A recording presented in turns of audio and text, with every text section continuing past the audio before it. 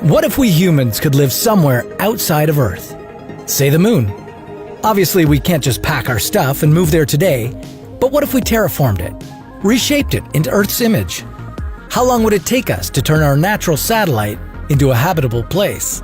What would this Earth-Moon look like? Would this even be possible? This is What If, and here's what would happen if we terraformed the moon. Wondering why we chose the moon and not Mars? With water ice buried beneath its surface, the red planet seems to be the best candidate to serve as our second Earth. But with zero experience terraforming, we should consider colonizing our natural satellite first. It gets twice as much sunlight as Mars, and it's just a 3-day trip from us. In short, it would take us less time and money to construct a decent Earth on our moon. So, how exactly do we engineer a habitable planet? Just to be clear, we're not talking about building a permanent moon base. We'd go nuts and actually transform the moon into an Earth, just a smaller one. For starters, we'd need to build an atmosphere. And here's the fun part. To do that, we'd need to bombard our moon with 100 water ice comets, asteroids. We'd find them flying all around the Earth.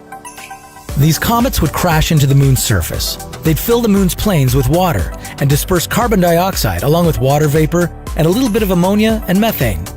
All these gases would gather near the surface, creating an atmosphere.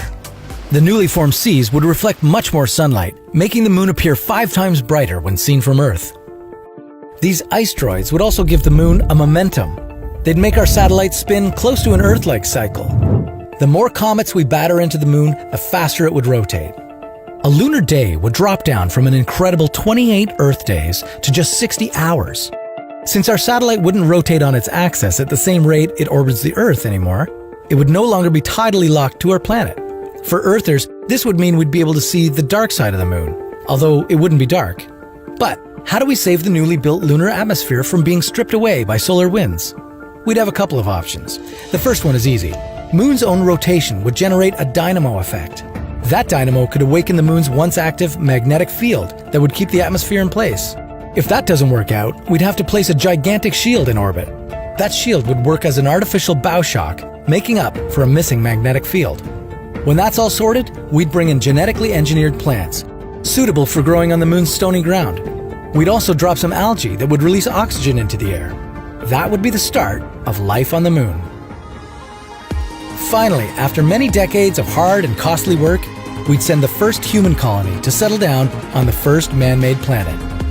The terraformed moon would get very warm from greenhouse effects. It would be mostly cloudy too, and with tides as high as 20 meters, surfers might want to make the trip. Living on the moon would be just like living in Florida, but with 1/6 of the Earth's gravity. The moon settlers would be able to jump as high as 3 meters off the ground, remaining in the air for 4 seconds. And if they were really fit and full of stamina, they'd be able to run across the moon's lake. This is because running on the water requires less muscle power if you do it in reduced gravity. Would you move to the moon to experience all that? Comment below, and check back later for a new dose of hypothetical adventures.